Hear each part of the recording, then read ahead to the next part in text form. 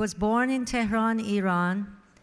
He's a physician specialized in obstetric and gynecology, currently residing in Kansas City, Kansas. She's married to Mrs. Mahin Amiqi Jahanian. They have two sons, Arash and Kiarash.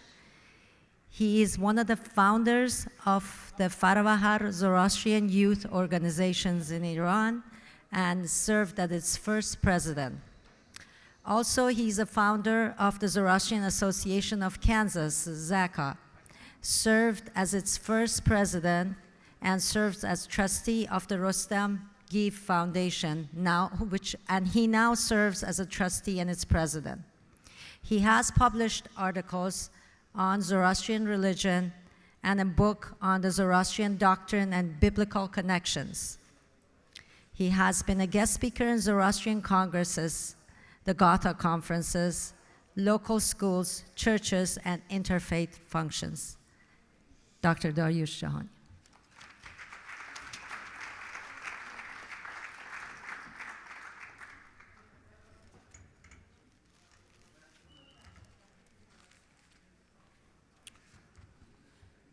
Thank you, Madam Chairman, ladies and gentlemen. To conform to our limited time, I will drop the historical background to this talk and will bypass several sections without compromising the matter. But the full text will be available to the interested individuals. This presentation is complementary of my first talk delivered in 1996 and 2001 on the history of Zoroastrians after the Arab invasion. It is not intended to generate hard feeling toward any particular people, because no generation is responsible for the actions of past generations, although almost always they are unfairly blamed for it. Also, we must remember that as humans, we are all emotionally vulnerable to excitement, which can be a cause for manipulations, false indoctrination, and wrongdoing. But the real objective is to make the Zoroastrian community, as well as others, aware of their untold history, so that their responsibility toward the generation of 21st century is better understood, and all realize that the cultural treasure that we have inherited from our ancestors should not be taken for granted. The Arab invasion of Iran in 630 AD and its consequences have never been researched impartially, because they always carry religious sentiments. It is taught and popularized that the Arabs brought Islam to Iran, and the Iranians, frustrated by their government, the strict religious code interfering with their daily life, and the established Sasanian caste system, embraced Islam's message of equality and brotherhood. This view, however, not only is unsupported by historical evidence, but also contradicts basic human intuitions. The fact is that people altogether do not give up their original tenets and traditions easily to adhere to new ones. Even the primitive Arabs did not abandon their old religion that simply, as there were several religious wars, Ghazwe, in which many non-believers were massacred. Not only did the Arab conquest not eliminate the caste system, but soon Iranians found themselves part of two new castes, slaves and mawali. The mass of Iranian women, children, and captured men were sold in the Arabian markets, and even those who converted to Islam did not obtain freedom. They were called mawali, or the liberated slaves, who were mostly deprived of basic rights, could not ride horses or carry weapons, did not receive wages or booty of the war, and at times were given away as gifts.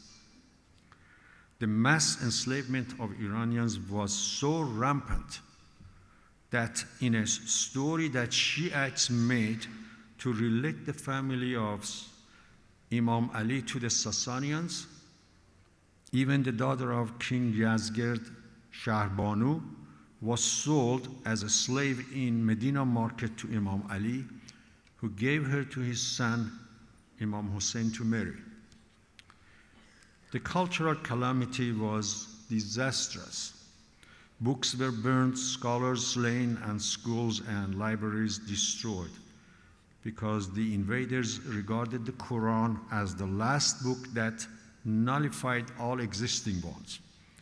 Iran, in a short period of time, fell from a global power and world's center of science to an illiterate and backward nation that could never stand on her own feet. For centuries afterwards, until time of Safavid dynasty at the turn of the 15th century, it was not even a country under one flag. Now, resistance to Islam. At the beginning of the 19th century, a hide with a handwritten poem composed in Pahlavi and Kurdish was discovered in northern Iraqi Kurdistan in a village named Hezarmard near Soleimaniye. The experts confirmed that it belonged to the early Arab invasion era, and as the poetry begins with the word Hormozgan, it has been called the Hormozgan poem. The unknown poet laments.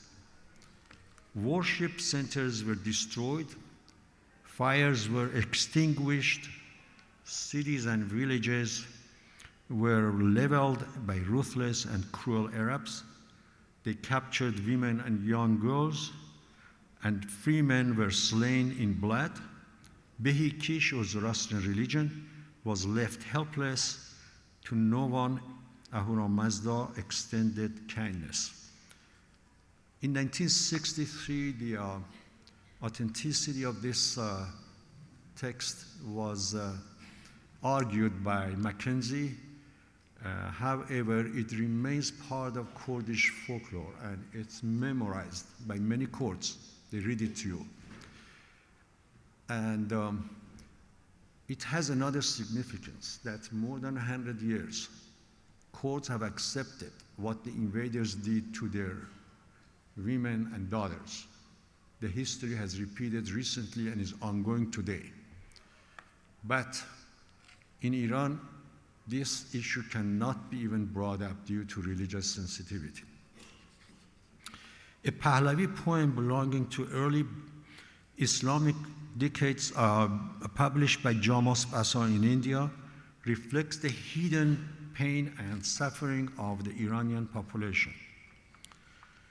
When a messenger may arrive from India and heralds the arrival of Shah Bahram of Kianian with 1,000 elephants and flag of Kavian, led by a large troop and commanders in his group, we must dispatch a man with a translator to India to let them know what we have seen from the Arabs, who brought their religion and took our glory, to tell them how these devils take and eat from us like dogs, how they took away from us the kingship and our kings, with cruelty but no shame took our wives, they took our orchards and gardens, and instead gave us jizya, tax. Look what this progeny of the lies did to us.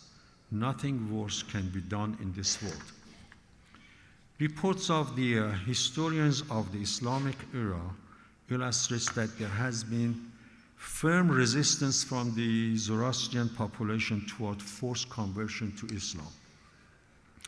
According to them, at the end of the 4th century Hijri, 400 years after invasion, the vast majority of Iranians in the Fars, Kerman, Khuzestan, Khorasan, and Caspian provinces and central Iran were Zoroastrians with fire temples in operation. The Mobedan Mobed was recognized as the leader of Zoroastrians. In fact, in Fars and Kerman, Zoroastrians comprised such an overwhelming majority that they did not need to put on a yellow patch on their clothes, a decree that had been imposed by the Arab rulers. According to Adam Metz, in the city of Qarinain in eastern Fars, no one had accepted Islam. People hid their books in depositories and hang pictures of ancient kings and national heroes on the walls. At the beginning of the 10th century AD, or the same 4th century Hijri, there was a large Zoroastrian population in Isfahan and its vicinity. Ibn Zayla, the famous devoted pupil of Avicenna, was a Zoroastrian from Isfahan. In the second half of the 10th century, however, Isfahan's Muslim population outnumbered the Zoroastrian population. At the end of the century, the great temple of Isfahan fell into disrepair and, like other main temples, was converted to a mosque. But other temples continued to serve the community, especially in the outlying villages that were still entirely Zoroastrian.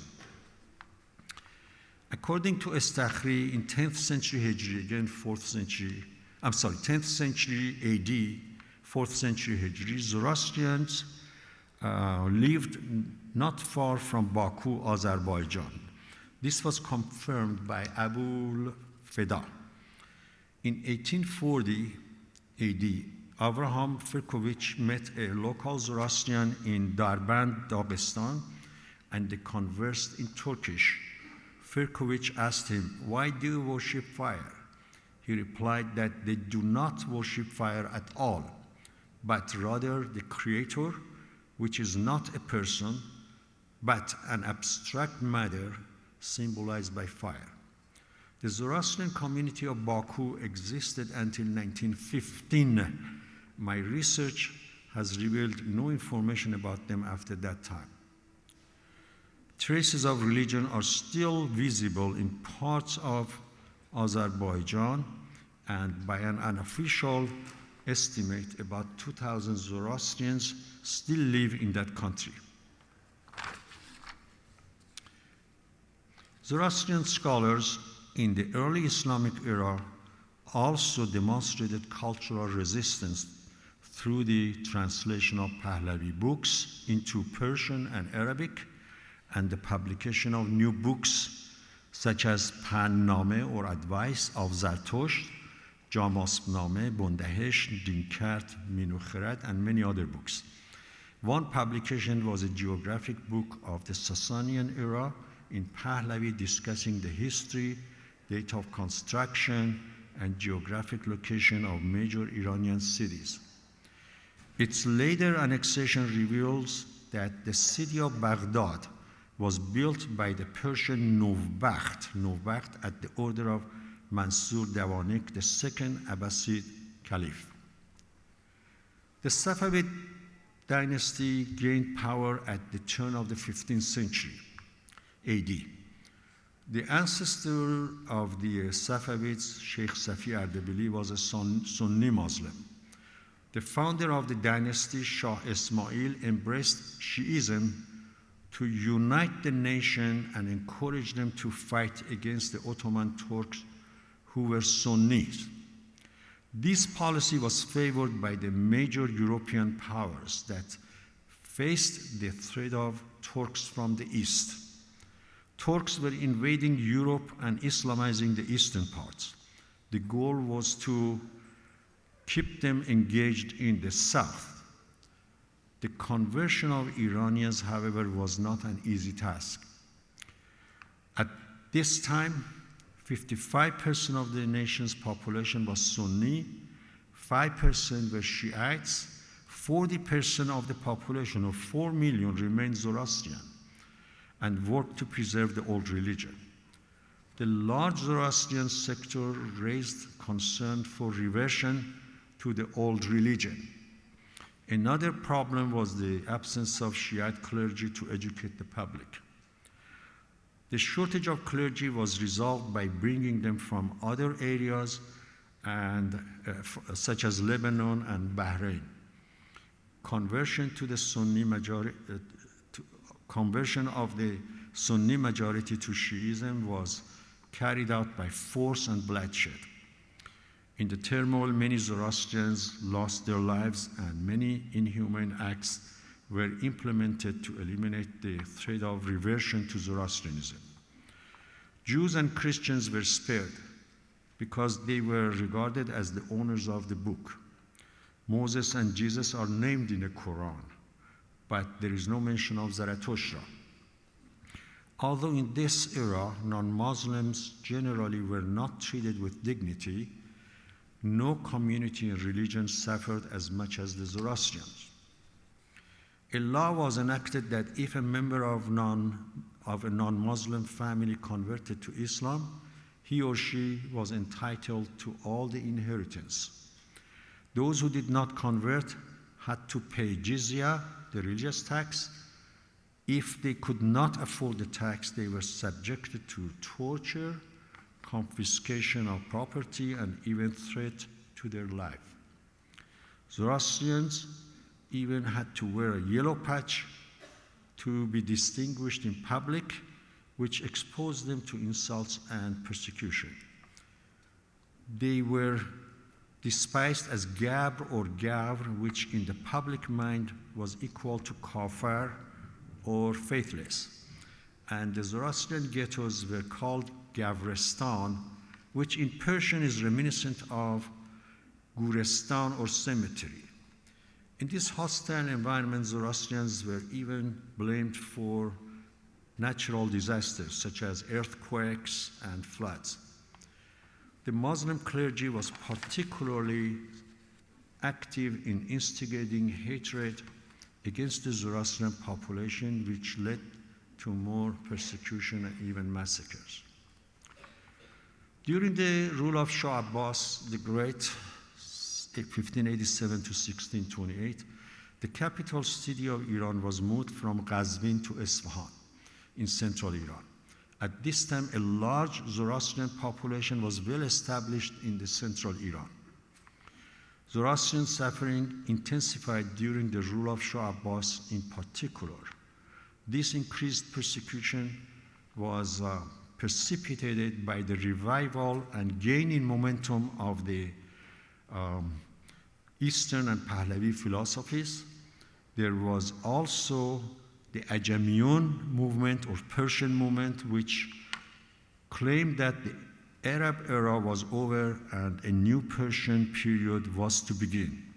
Shah Abbas was determined to crush the movement at its roots. The follower of Daryoush Mahmud Fasih Khani Gilani, who believed in reincarnation and were known as Nuqtabiyun, were massacred along with others. Shah Abbas personally executed several of their leaders. His serious concern about the re-emergence of the Pahlavi philosophy caused him to carry a harsh anti-Zoroastrian policy.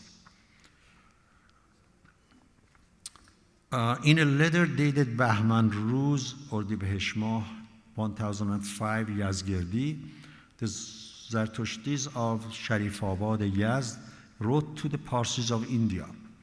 In the year 977 Yazgirdi, the agents of Shah Abbas came to Yazd to confiscate our religious books. They murdered 2 Mubeds who refused to surrender them. In Turkabad, many Mubeds who refused to surrender the books were killed. The agents plundered and destroyed many scriptures there. Professor Zabih Behruz writes, Shah Abbas executed many intellectuals and Zoroastrians under the pretext of atheism. By his order, the Zoroastrian quarter of Sanatabad in Isfahan was converted into a pleasure garden with peacocks for the king. Entire Zoroastrian villages like Abiyane, Barz, and Saravar near Kashan were ordered to convert to Islam.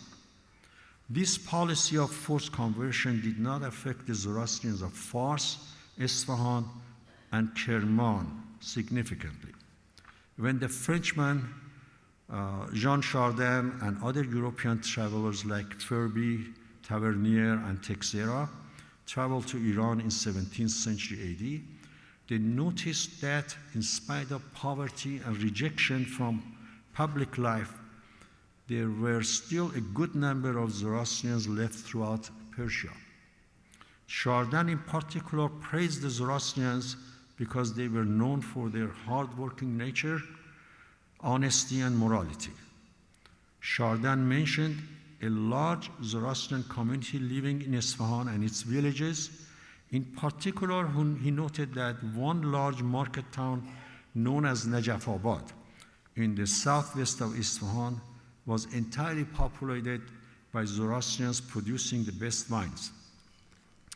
In 1006 Hijri, Shah Abbas dispatched troops to Caspian province of Mazandaran and forcefully converted its inhabitants to Islam. By this time, the province had not only remained mostly Zoroastrian, but was also ruled by a Zoroastrian dynasty named Paduspanian. At Shah Abbas's order, many Zoroastrians were forcefully expelled and deported, mostly from Sanatabad, Yazd, and Kerman, to the city of Qazvin and a ghetto town near Isfahan named Gabrabad. Many died during the deportation. These people who had been detached from their farms and businesses were given no jobs. They had been brought there to do the menial work that no one else would accept. Pietro de Laval, a French tourist, in a letter dated December 8, 1617, writes that the streets of Gabrabad were wide and well designed, and the houses were one floor and small, reflecting the poverty of the tenants. He adds that Zoroastrians could not own business and were mostly laborers and farmers. Their clothes were thick with the color of mud brick. It is worth mentioning that Shah Abbas transferred Armenians from Jolfa of Tabriz and settled them in Jolfa near Isfahan. De Laval writes that most Armenians in Jolfa were merchants and wealthy and treated favorably. Jean Chardin writes quite a few Gabrs or Zoroastrians and Parsis remain. There are the original Iranians who adhere to their old traditions and religion, and many of their houses and villages in the south of Isfahan were destroyed by Muslims during the civil war, and a few could take refuge in Yazd and Kerman. These people are so miserable that they could not afford to provide a gift on the occasion of the coronation of King Suleiman III, Shah Safi, and they were excused. In such a hostile environment, the Zoroastrians suffered spiritually and materially and had to subsist to preserve their faith. In a letter from the 17th century AD, a French priest writes to his boss, "Islam is not the only religion of Iranians. There are many Iranians who have preserved their old religion, but they have none of their ancestral knowledge and science. They live in a state of slavery and absolute misery. Most difficult and harshest public works are assigned to them. They are mostly porters or work in the farms. The state of slavery has caused them to be shy, naive, and rough-mannered. They speak in a different dialect and use their own alphabets. Iranians call them gavr, which means idol worshippers, but they are not treated, and they are treated much worse than the Jews. They are accused of being fire worshippers, but they respect the fire.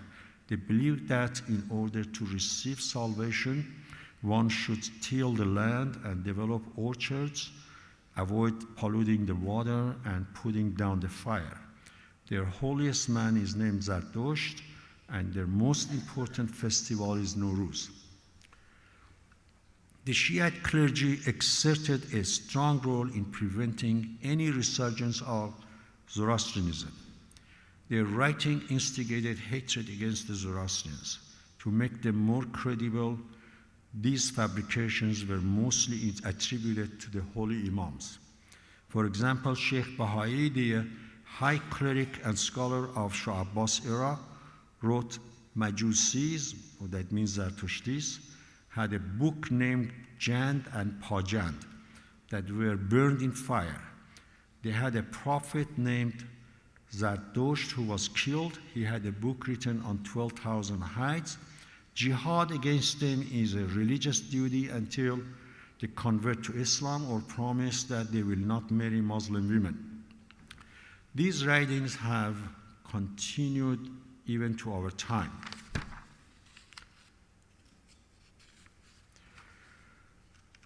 Despite all the adversities, the population of the Zoroastrians at the turn of the 18th century AD was nearly 1 million. But the worst blow was delivered by the last Safavid king, Shah Sultan Hussein, a fanatic and superstitious man. Soon after his accession to the throne, to popularize himself with approval and encouragement of the main clergyman, Muhammad Baqir Majlisi, in 1696 AD, Shah Sultan Hussein issued a decree that all Zoroastrians should convert to Islam or face the consequences. Nearly all were slaughtered or coercively converted, while a few fled the bloodbath and took refuge in Yazd and Kerman. In this massacre, the entire population of Gabrabad was wiped out, and many men, women, and children fell victim to the bigotry in Najafabad and other towns and villages. A Christian missionary residing in Isfahan reported that Central River, Zayanda Road, turned red from the blood of the unfortunate Zoroastrians who would not convert and were butchered by the mobs of thugs armed with swords, clubs, and other weapons. The survivors fled to Mubarakeh, Khurramshah, Yazd, and some to Kerman. Estimates of the number of victims vary from more than 8,500 by French to as high as hundreds of thousands. Fire temples were razed to the ground or converted to mosques. Today, the people of Nain and Anar near Isfahan and Yazd speak Dari, the Zoroastrian dialect, but they are Muslims. The customs and traditions of Abiyane near Kashan remain Zoroastrians, but the religion there is Islam. This infamous Zoroastrian massacre that occurred 3 centuries ago in central Iran has been quoted by the generations of Zoroastrian families to this day, but the history books have been silent. In 1707 AD, when Lebrun visited Isfahan, the Zoroastrians were no longer able to practice their religion freely. He noted that most of them had been forced to Islam 3 years earlier. And in 1821, Kerr Porter, when visiting Isfahan, noted that there were hardly any Zoroastrians left in Isfahan and Gabrabad was in ruins. A demographic picture of the communities of central Iran can help demonstrate the extent of the Zoroastrian persecution and massacre just during the Safavid era. Today, the two central cities of Isfahan and Kashan have strong Jewish communities, and Julfa of Isfahan remains exclusively an Armenian town with churches and schools. But there is no native Zoroastrian community in either of these cities.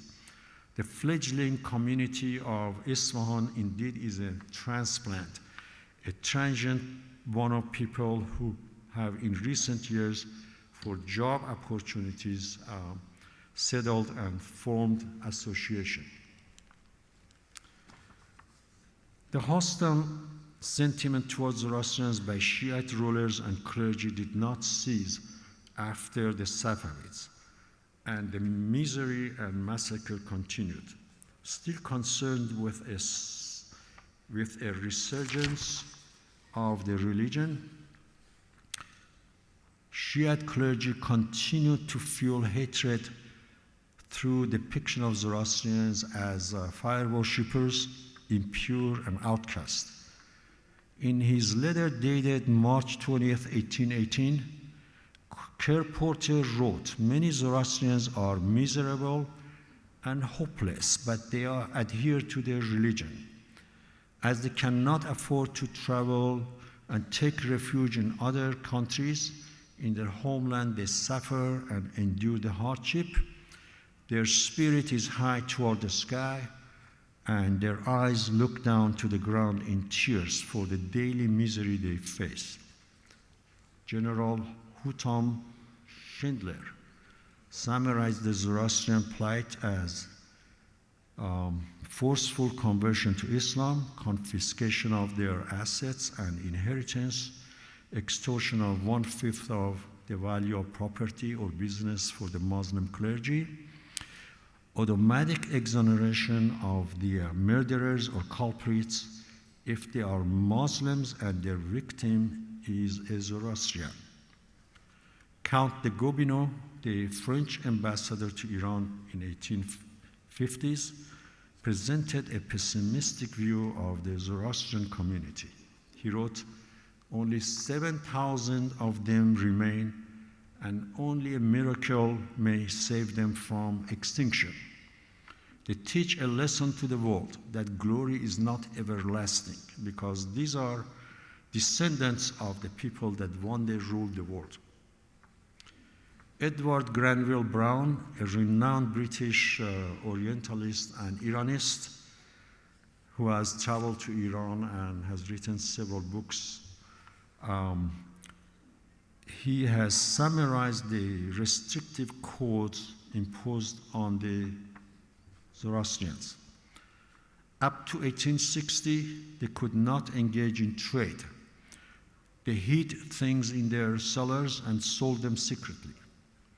Up to 1870, they could not have schools and educate their children.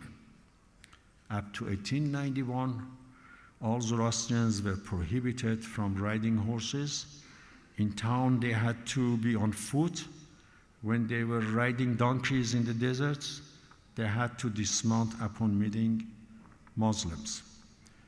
They were not allowed to wear new suits.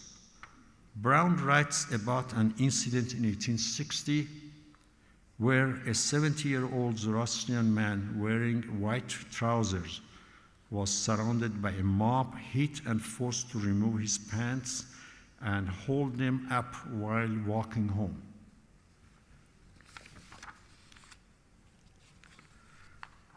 The historical letter of Monekji.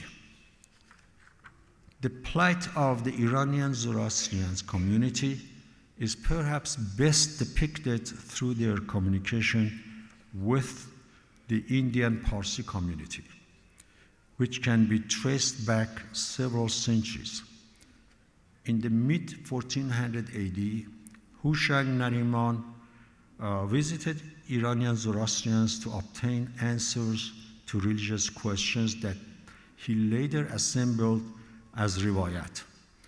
the Iranian Mobet Shapur Jamas Shahriyar Bakhtafarin on the Khurshid day of Aban Mah 847 Yazgirdi responded to those questions and mentioned that he and other Iranian Zoroastrians had been totally unaware of the existence of their co-religionists in other parts of the world. Bakhtafarin, in his letter to Hushang Nariman, writes, "The grievous time that we suffer is the hardest since Qumars to this day, not even comparable to the era of Zahak the Arab and Afrasiab the Turani, or to the time of Alexander the Greek. Nariman had to stay 1 year in Iran to learn Persian and return to India in 1478. During the next 3 centuries, until 1773, 25 additional messengers made the journey to Iran. During the rule of Karim Khan Zand, 1750-1779 AD, a Zoroastrian emissary from India, Mullah Kavus, visited the Zoroastrians in Iran. He noticed that despite the population decline, the total jizya had remained the same. He took the opportunity to petition Karim Khan on behalf of the Zoroastrians of Iran from debilitating jizya tax, a request that Karim Khan accepted by granting relief to the jizya for Zoroastrians. Soon after that, in 1779, Karim Khan passed away, and the relieved religious tax stayed on until 1882. Mullah Kavus stayed in Iran until after the death of Karim Khan. As travel to Iran became more hazardous, he was the last Parsi to come to Iran to collect answers. In 1854, the Parsis of India dispatched Monekji Limji Hataria to Iran to rehabilitate the Iranian Zoroastrians and save them from the brink of extinction. He first arrived in Iran on March 31st, 1854, at the age of 41.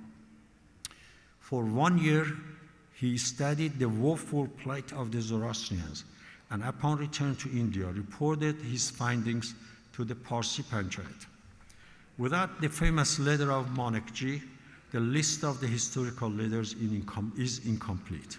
He wrote, "Dear sir, these noble people have suffered in the hands of cruel and evil people so much that they are alien to knowledge and science.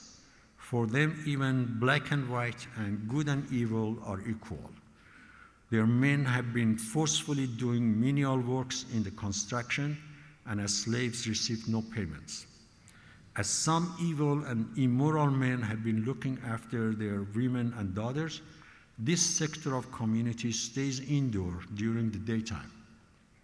Despite all the poverty, heavy taxes under pretext of land, space, pasture land, inheritance, and religious tax jizya are imposed on them. The local rulers have been cruel to them and have plundered their possessions. They have forced the men to do the menial construction work for them. Vagrants have kidnapped their women and daughters. Worse than all, the community is disunited. Their only hope is for the future savior, Shah Baram Varjavan, to come. Because of extreme misery, belief in the saviors is so strong that 35 years earlier, when an astrologer forecasted the birth of the savior, many men in his search left the town and were lost in the desert and did not return." Perhaps the following sentence from Monekji best epitomizes the sorry plight of the community. "I found the Zoroastrians to be exhausted and trampled, so much that I dare to say no one in this world can be even more miserable than them."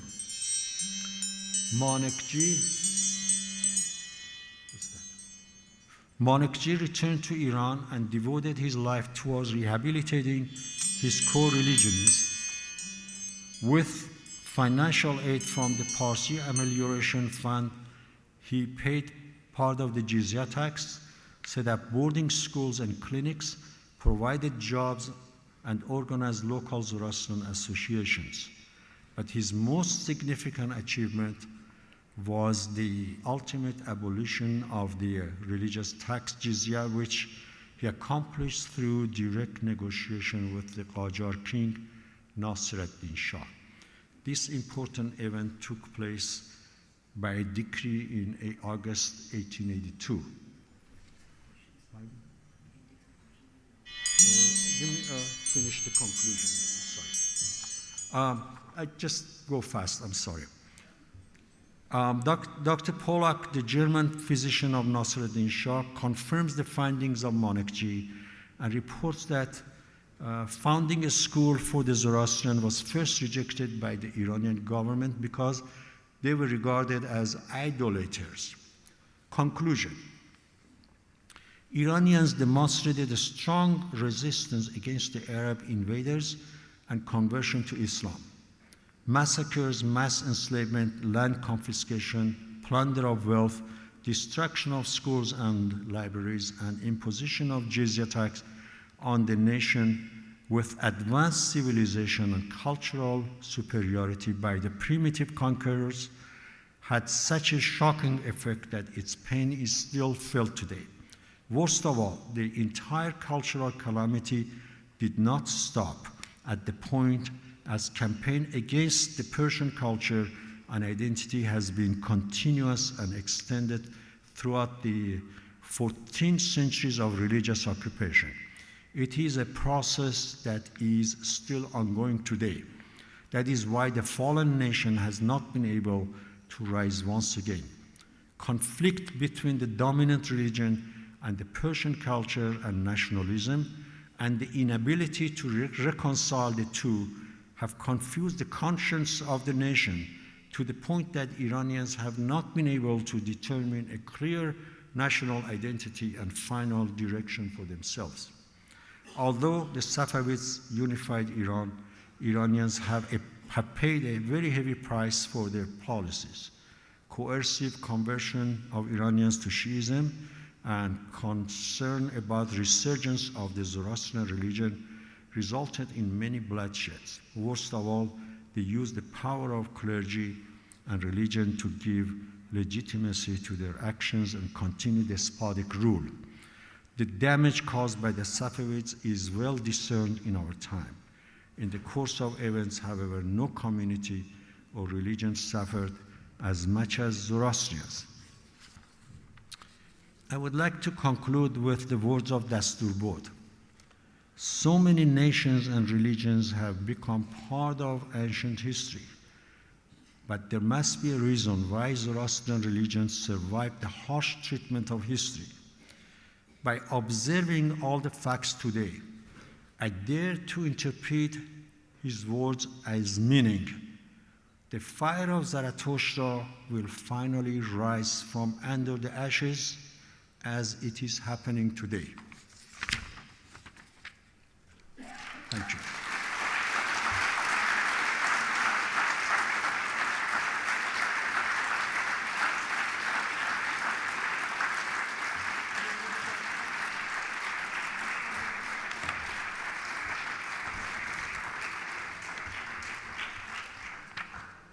Are there any questions from the audience? There's no time. Okay, thank you very much. Okay. On behalf of the Congress, Dr. Jahanian, his Many thanks to you. Thank you very much.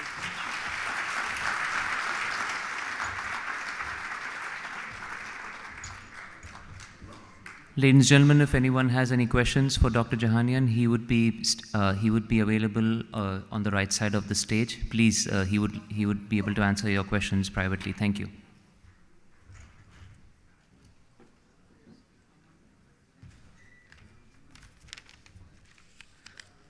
Good morning, ladies and gentlemen. Thank you for joining us this morning, and I'm sure you've enjoyed yourself yesterday as well as you will today. As a team,